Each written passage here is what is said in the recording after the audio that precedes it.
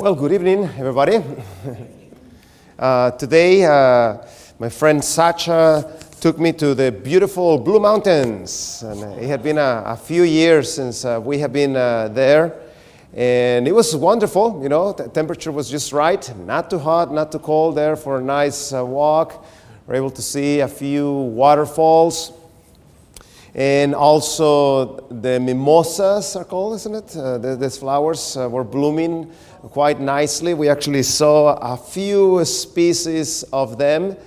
And also, as we were going on our way back here in these rocks, there was one of these eastern brown snake that I almost stepped on it. Good thing my guardian angel comes with me at every trip, so keeping an eye there. But yeah, it's according to Wikipedia, a highly venomous snake. You don't want to get bitten by this creature, you know. Yeah, that's right. And unfortunately, Australian law doesn't allow me to put this snake in order. If not, I would have gladly. Just a reminder, we are going to have our book ready in about a week or two, the 21-day turnaround. So if you want to start applying these principles, you know, you can go ahead and go step by step on this 21-day turnaround program, as well as the book Pandemic Busters. And the children's books, I Have the Flu, What Should I Do? Now, by the way, here Dundas has a few of this, so feel free to ask Marco or Katie about it. They have a few of these books. And I'm Feeling Blue, What Should I Do? This is our newest book talking about the mental health side of things. And reminder, my research is found on that ResearchGate page. Just Google Francisco Ramirez ResearchGate. There's the Twitter account, EddieRDMD, and that YouTube page, drEddieRamirez.com. So let's talk today about nutrition and cardiometabolic health. Which direction is the direction that we should go? You know, you just go and log in on your social media, and you're going to start seeing all kinds of contradictory information. This one say, is this way? This other one say, is this other way? Which one is the way to go? There's this excellent resource. I want to recommend you to put it in your favorites. It's called nutritionfacts.org, and it's basically this physician, a friend of mine, he has done a fantastic job at checking the scientific literature, and then he summarizes those findings in a video that is 3 to 5 minutes long. Everything is free here. He's not going to try to sell you any pills or things like that. And whenever you have questions, it's a good place to go and seek some information. And the videos he makes are oriented to the general public. So anybody can understand those videos, no problem whatsoever. And what we have is that we had taken care of this one. This one. So we're going to be dealing with the following subjects. First, we're going to be dealing with fiber and a little bit of cardiometabolic health, how fiber has played such an important role regarding metabolic health. One of the worrisome parts about cardiovascular disease is that you won't have any symptoms whatsoever unless the artery of your heart is clog 90 or 80%. So somebody can be severely diseased and they don't even realize. Not until one day, bam, you know, the heaviness in the heart, problems breathing, pain that runs to the arm, pain that runs to the neck, and you're like, man, but he looked healthy. What happened with him? boom, you go to the ER, check that EKG, sure enough, severe damage to the heart and so forth. This is what happens with heart disease. I've seen it many times. In fact, the last patient I saw in the hospital due to a heart attack, he didn't make it. Even though we tried our best, on all kinds of interventions and so forth. So don't gamble with these things. This thing is dangerous. So as soon as you can start making the changes, the better. And remember, when we were checking the causes of death in Australia, this happens to be the #1 cause of death among males. Plant-based patterns and the physiology.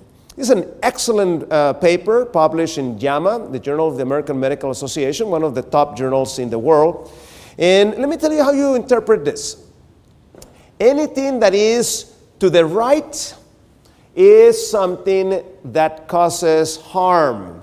Anything that is in the middle, exactly where the line is, doesn't help, but doesn't hurt.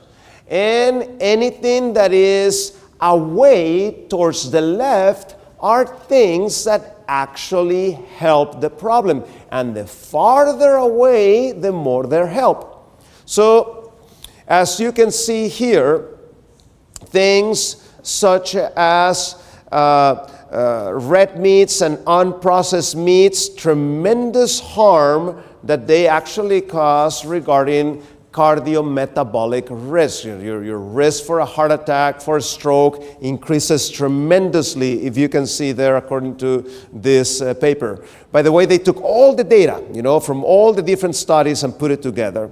And then sodium, if you're eating more than 2,000 milligrams of sodium, which sadly happens to be more than the average sodium that the average Australian is consuming. But I'm very glad you guys are here, because you're learning these things and then you're able to change. And watch out. Some people say, oh, but doctor, I am eating Himalaya salt. It doesn't matter. It still is sodium. And if you take too much, this is going to happen to you. And then you can see processed meats there also, a little bit higher risk. Omega-3s, nothing, no change either way. Vegetables start to have a beneficial effect, so there's fruits, whole grains, and then sugar-sweetened beverages. In the internet, there's this idea that sugar is going to give you a heart attack. I don't know if you've ever seen it there. Not necessarily, it can cause weight gain, and the weight gain can cause problems, but it's like this, it's a few effects until it gets you.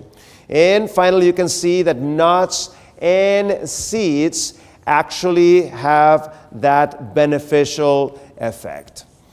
And this is the data from the Adventist Health Study. We've been talking about this, 150,000 people reported by the major news networks, from CNN to New York Times to the Sydney Herald, and all these newspapers have reported the results of this. Notice the interesting pattern that we find. Among the Seventh-day Adventists, there's some people that follow a full whole food plant-based diet, some people that follow an ovo-lacto vegetarian diet, some people that follow a pesco vegetarian diet, some people that follow a semi-vegetarian diet. Sometimes they're vegetarian, sometimes they're not. And then some people that eat animal products on a regular basis. So then those 150,000 people are classified into the different weights, and you can see there that every single one of them has a problem with overweight, except one. Who? Which one? The whole food plant-based diet, normal BMI should be 25 and under. So what we learn from here is that it is very difficult, not impossible, but it's very difficult to have a normal weight if you are following the other diets. Okay, that is what this data is showing us.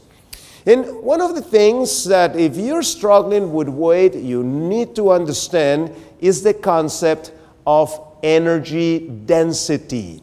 how much energy it has what you are eating. Not all the food is the same. For example, if we take the stomach and we fill the stomach with 400 calories of oil, notice how much of the stomach will fill. Okay? Now, the physiology of the stomach, how the stomach works, the stomach has stretch sensors. So when you're eating, when the stomach starts to fill up and starts to stretch sensors sense that stretch, and that's what sends the signal to your brain, and you're going to say, okay, I ate enough. That's enough. So this is the challenge when you go away from that whole food plant-based diet. Notice, for example, how much of the stomach is filled with 400 calories of beef. It's just a little bit. You eat that and you're going to say, you know what? I'm still very hungry. Of course, because your stomach hasn't stretched out. And then you eat and eat. So you are more likely to overeat because you need to feel satisfied. Unless, you want to eat halfway, but then sooner or later you're going to have to make it up. Now compare that with 400 calories of just vegetables. I don't want you to eat just vegetables, but this is just for, for comparison's sake. Okay? So you can see that not all food have the same density. So that's why, as I tell my patients, if you want to lose weight, well, start eating more vegetables, especially raw vegetables. You want to lose weight, half of your plate should be vegetables. You want to not lose that much weight, well, start decreasing that amount of vegetables. And also, another lesson we learned just from this graphic, watch out for oil, okay? Because oil is a very rich, dense food. So it, unfortunately, when you go to places like restaurants, they like to put a bunch of oil on your food because the reality is that oil makes food taste good. There's no question about it, okay? And then we get used to that, so then we start seeking that. But it's possible to re-educate your palate. So one of the most important things that will help you feel satisfied is that fiber. And fiber has a big important effect on your ability to be satisfied when you are eating. There's some methods to lose weight in which you're suffering. They give you this tiny little plate of food and so forth, and you're eating that, and you're like, oh man, I'm still hungry, but I need to follow the plan. And you go like that for a few days. I mean, how long can you go like that? There's going to be a point then when you're going to say after a week or so, you know what, forget it. I'm not following this. And you end up worse than how you started. But with this approach, you're eating enough, you're feeling satisfied, and you're creating that energy imbalance. There are more calories that are coming in, isn't it? Or in the opposite way, you're eating less calories and you start losing weight in a natural way. Now, another very, very important role of fiber is that we have all these beneficial germs in our digestive tract. And those beneficial germs, if I want to have the beneficial type, they eat fiber, the remnants of fiber. So you eat the food, it's digested, and then there is some remnants of that fiber. That fiber, as it reaches those germs, you encourage the populations that are the healthiest when you're eating enough fiber.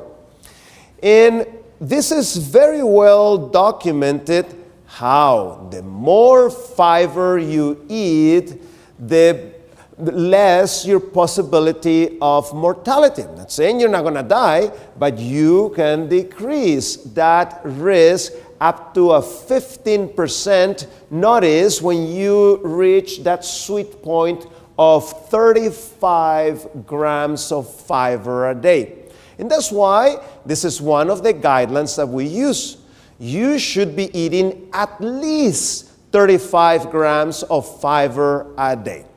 Now, doctor, how do I know how much I'm eating? Well, do your mathematics.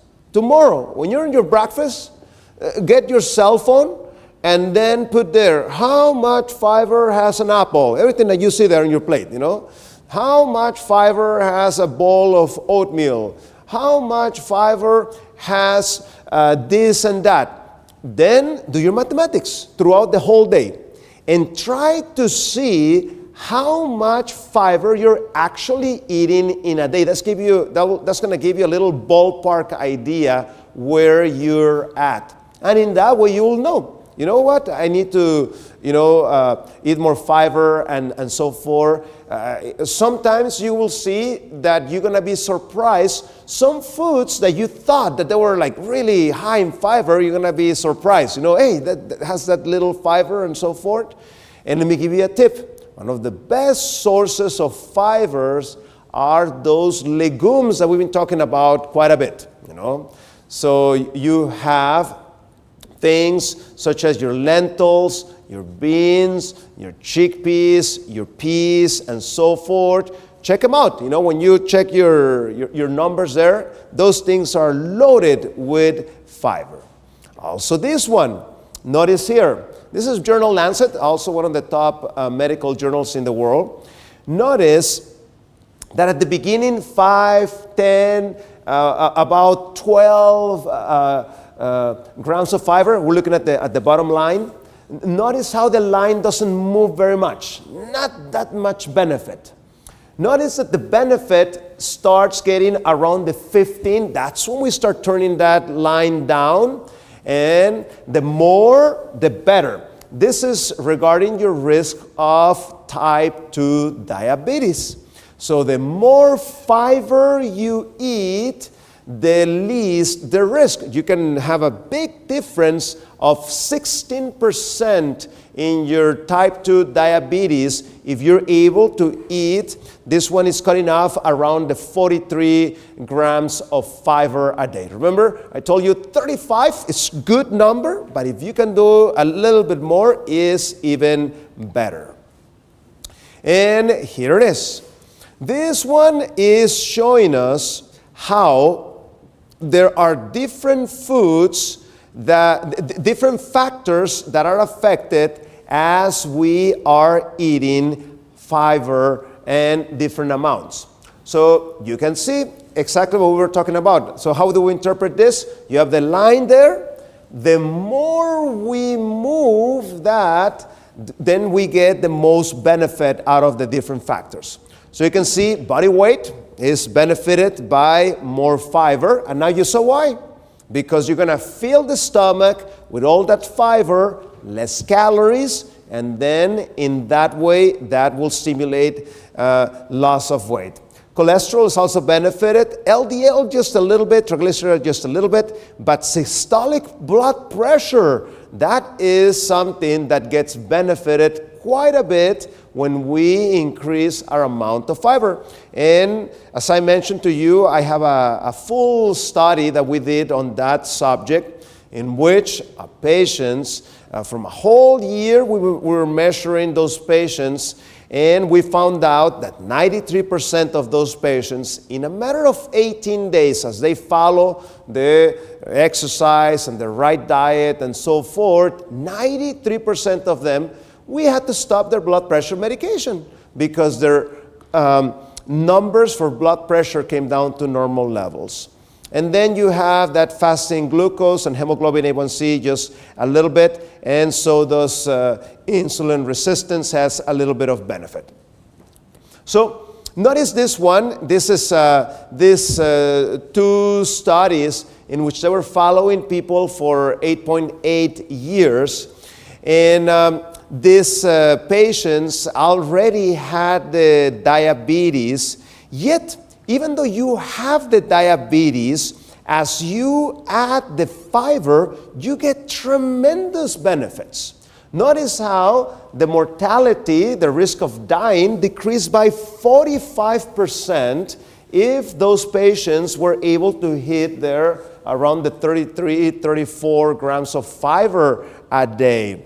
And the cardiovascular, the risk of dying of a heart attack or a stroke, got decreased by 39%, also around there, around the 33, 34 grams of fiber a day. And in medicine, we say that when somebody has diabetes, by default, they have heart disease. In other words, the risk for heart disease is elevated. And here is another one. You can see that all kinds of markers get benefited when the person has type 2 diabetes and they start increasing that fiber. Tremendous benefits throughout all the markers. Remember when we were talking about inflammation? Remember? Okay.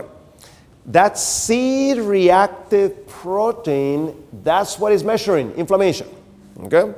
So if you ever want to measure the inflammation, just ask your doctor to measure the C-reactive protein. There's two types. You want the ultra-sensitive. That's the type that you want to measure your inflammation, and you want that number to be less than 1. That's the one that you want.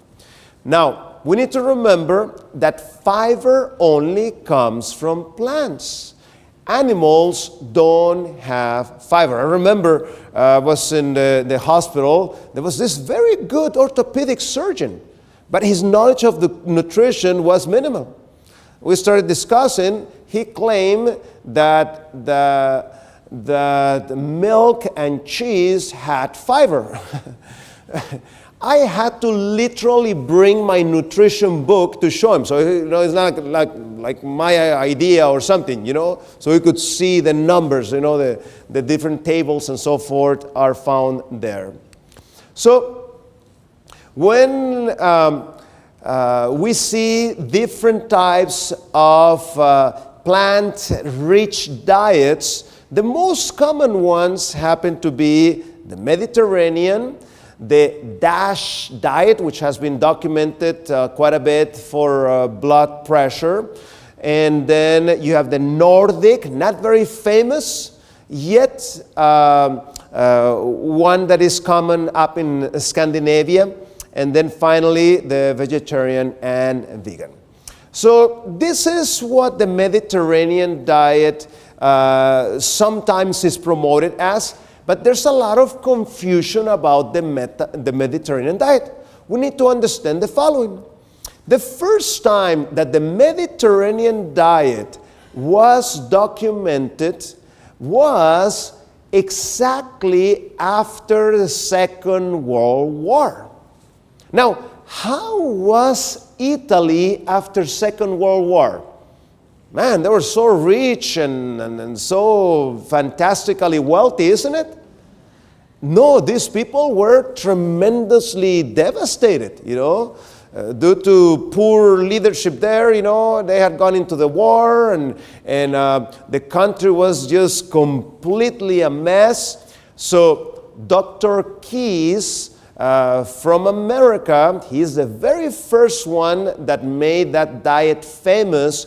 He noticed that the diet was very simple because you're very poor. You can only afford so much. So it was a diet rich in all these plant foods because people back then were surviving of what the garden was giving them basically. You didn't have much money to be buying exotic foods. But then today they had switched it. Notice this pyramid. This is too rich. See, this is not what those Italians were eating, It has too much stuff. Yet, the fact that it has a good amount of fiber-rich foods, it has some benefit. You know, the mortality decreases from cardiovascular disease, blood pressure, stroke, and infarctions actually decrease because of what we were just seeing a minute ago. Just the fact that you're eating more fiber, you're going to get benefits. There's no question about it. And also, when you see regarding different risk factors, the way you interpret this, the more to the left, the more the benefit. So when somebody has issues with diabetes, as we increase the fiber, their control of the glucose is going to improve. Blood pressure is going to improve. Bad cholesterol, LDL, will improve. Circumference of their waist will improve. And their body will be benefited. Because again, you're eating more fiber, therefore you're eating less calories, and your body will start removing the excess diet. And then you have this DASH diet. Notice that it's also a plant-rich diet. You have lots of grains, lots of fruits and vegetables, and then in a less amount, some animal products and a little bit of fats and sweets. So this diet also, because it has a lot of fiber, also has some benefits. Cardiovascular risk actually decreases as well as stroke. And also when we measure the different risk factors, blood pressure gets better. You can see some effect there on insulin and body weight. And then the Nordic diet.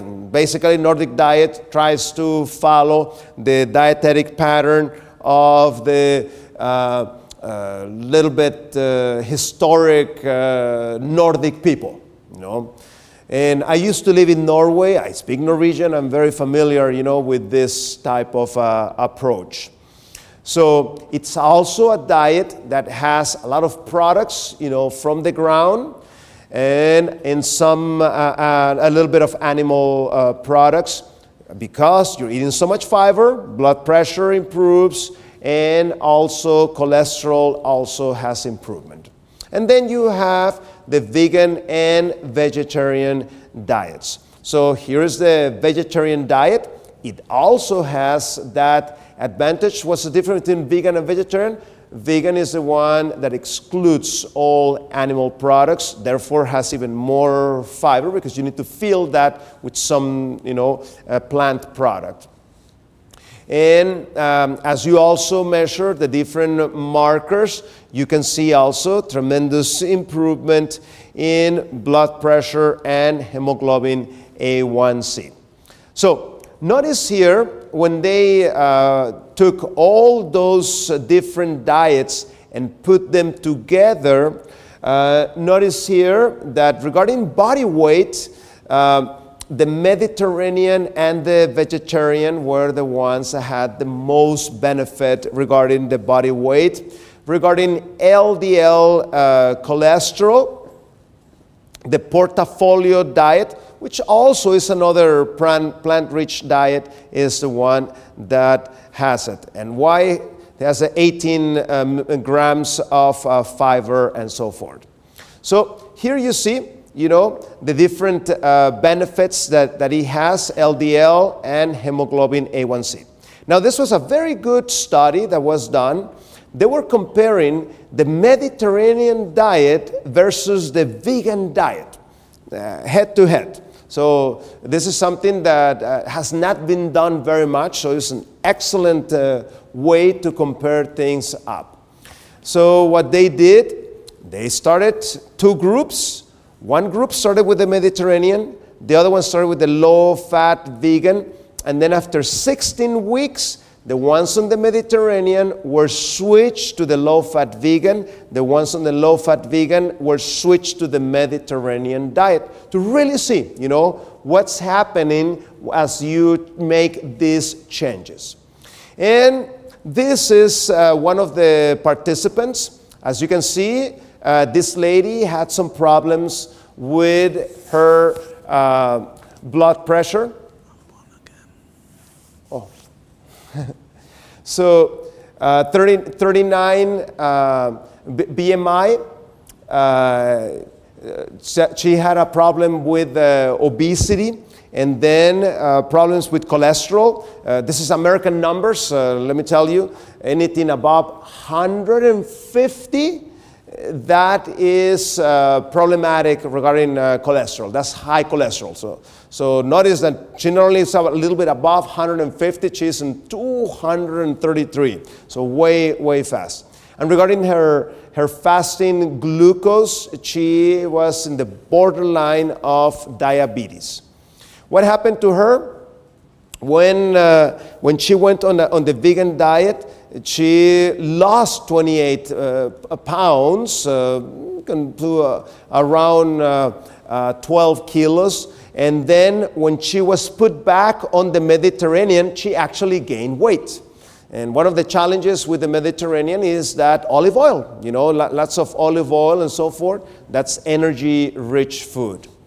Regarding the cholesterol, you can see as she went down to the vegan diet, the cholesterol went down. As she was put back in the Mediterranean, the cholesterol went up, which is expected because cholesterol comes from animal products. As you include more animal products in your diet, you're going to expect an increase in the cholesterol.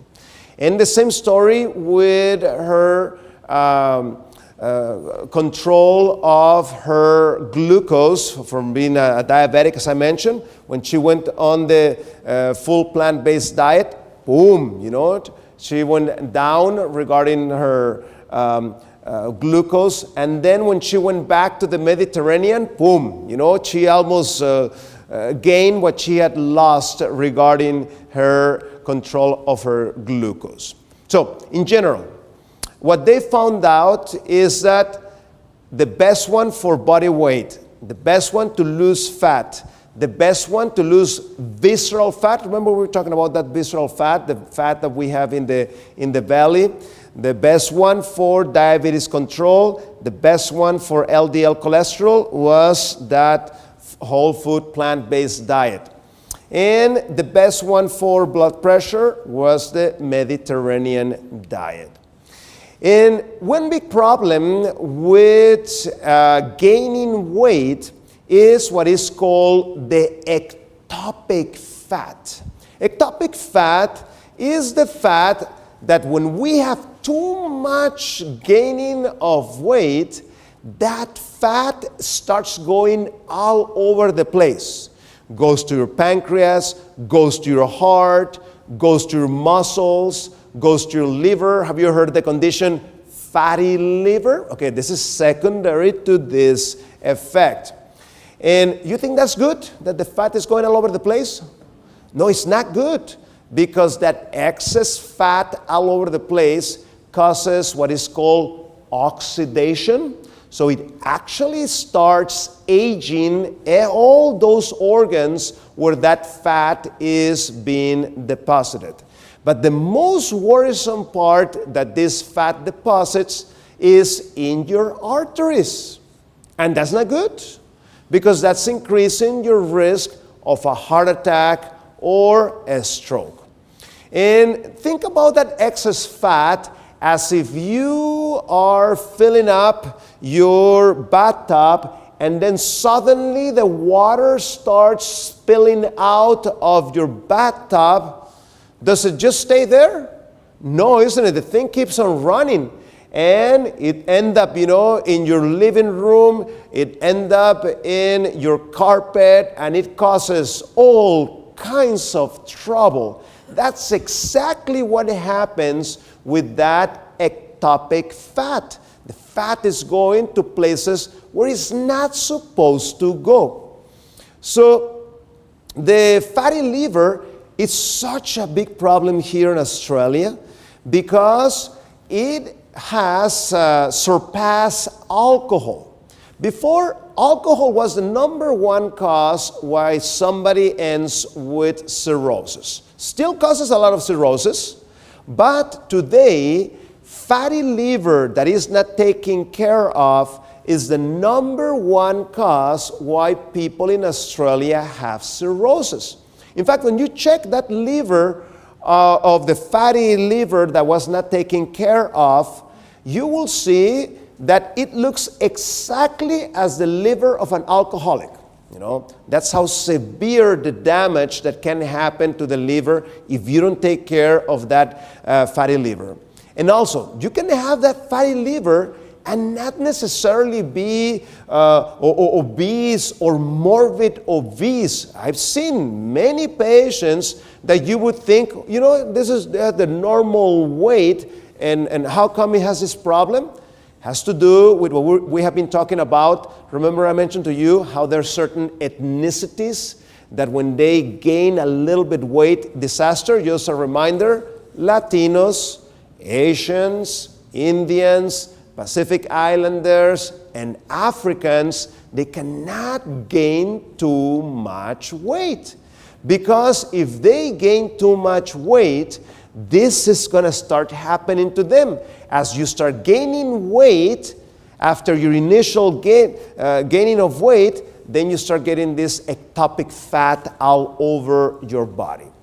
So this oxidation that takes place, the thing in the bottom, it's supposed to be your mitochondria. Remember mitochondria? Those are your powerhouses of your cells. As you start damaging those mitochondria, you have all kinds of problems. So in this study, a friend of mine did this study. She was trying to answer the question, can that whole food plant-based diet reduce that liver fat? So basically they have two groups. They did them for 16 weeks. One was following that low-fat vegan diet. The other one was following the normal diet. And then they went to this university. And this university has a special machine that is able to measure very accurately how much fat a liver has. So usually if you go to the doctor, they may use an ultrasound and so forth. It gives us a good idea what's happening, but it's not very, very accurate. This machine was extremely accurate to the very, very last detail of it. And you can see here, look at this. When you have somebody with that ectopic fat, with that fatty liver, within 16 weeks, you're able to decrease by 34% the fatty liver condition in a matter of 16 weeks, which is phenomenal because you're running against time. You keep that fat in that liver, and that fat is going to start damaging your liver because it damages your mitochondria. And when you have this different types of diets, something that worries us is the dietary acid load.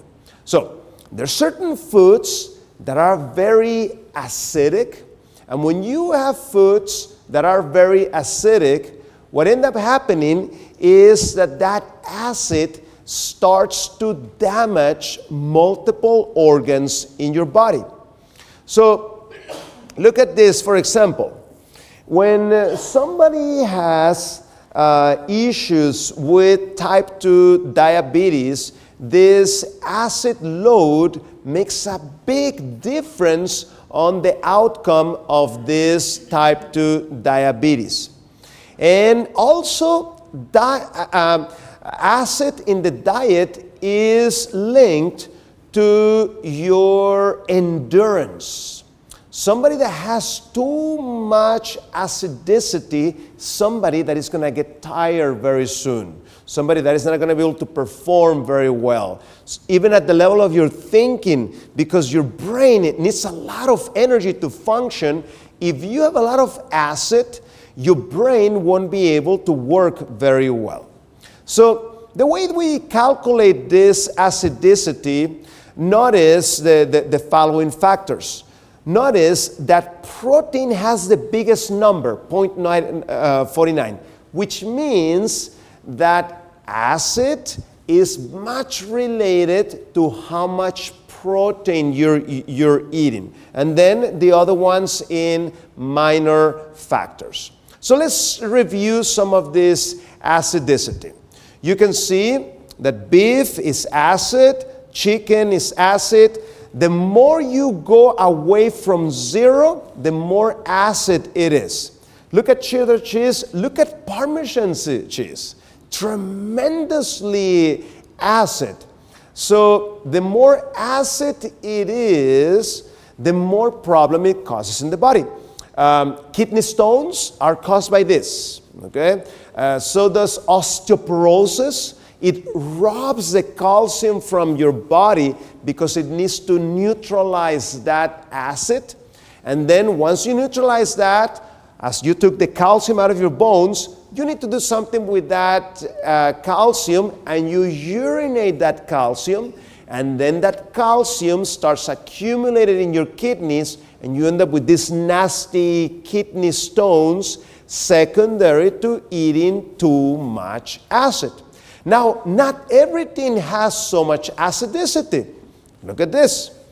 As you have gone the plant world, things like your leafy green vegetables are on the alkaline side of things. And potatoes also, they have under zero, which means they're also on the alkaline side of things. Rye bread, just a little bit. A few cereals have a little bit of acidity, but it's not as much as the Parmesan cheese as you just saw a minute ago. So look at the big difference it makes what you are eating. A sandwich made with cheese and ham, notice the tremendous acidity, 41, very, very acid. Compare to this dish made out of spinach and potatoes. Remember the numbers on the spinach and potatoes? Look at that, really nice and alkaline. This is the way that we need to go. 64 the difference between one dish and the other one. So in this study, they were comparing that whole food plant-based diet versus that control. And look at that, is very clear. Control group, they kept eating what they have always eaten compared to the vegan diet. Very nice, in a matter of 16 weeks, they were able to lose those 6 kilograms. And these different types of diets have an effect on your metabolism. So after you eat, for example, when it's cold, and then you eat, have you noticed that you actually get warm? Okay? Because of what is called the thermal effect of food. So when we eat, our metabolism turns on in order to help us with the digestion, but not all the foods have the same thermic effect. And this is what this study was showing. When you eat food that is processed food, very little fiber and so forth, notice that the graphic is not as high. There's some thermic effect, but not as much as if you eat whole foods. When you eat whole foods, notice how the graphic is even higher, which means you're actually burning more calories by eating those whole foods, which is very good news. And here you can see that that thermic effect lasts for a while. First hour is the highest peak, then 2 hours, then 3 hours. And then we have here, when they did this comparison against these two types of meals to see which one had the better thermic effect, notice that regarding insulin resistance, the vegan diet was the one that was the best. So last thing before we take a break, our genes are not our destiny. We have choices, and the choices we take stimulate different aspects of our health. Now the problem is that the media sometimes does a good job at confusing us, you know. Sometimes say, oh, eat sugar. Sometimes say, no, don't eat sugar. Oh, eat salt. No, don't eat salt, you know. Oh, eat fat. No, don't eat fat. And so forth. And this causes so much confusion. But the reality is that there are big differences in what we are eating. I just wanted to show you this last study before we take this break. It is here. So then, as you can see, these are the different foods that are included in the vegetarian, the Mediterranean, and the DASH. So when you see the vegetarian and the vegan are the ones that have the most amount of fiber. Because it doesn't have any animal products, therefore the cholesterol effect is going to be the best. Your cholesterol will be the best as you follow that diet. So as you can see, the different diets have different effects. And as I tell my patients, look, I'm going to show you what's the ideal. It's up to you how much you follow that ideal.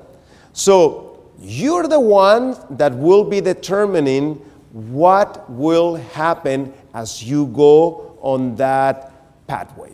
Therefore, choose wisely. You know, the direction is there, and now the ball is in your court. You are the one that will be choosing. So thank you very much, and we'll have a little break, and we'll continue in 10 minutes.